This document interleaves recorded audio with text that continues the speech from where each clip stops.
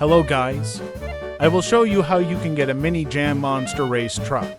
Let's go. I'm going to get yellow one. Spawn any car.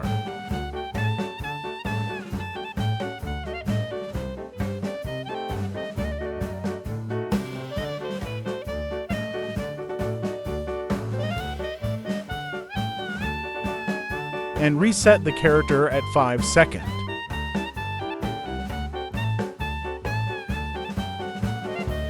Oh, know where I spawn.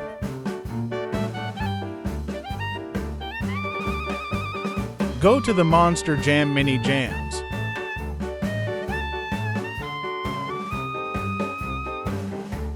And follow me where I am going.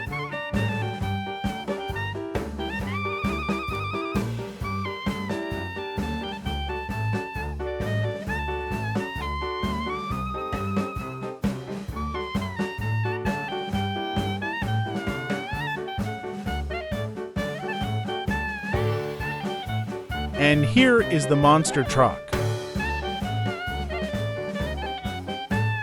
Spawn on any race.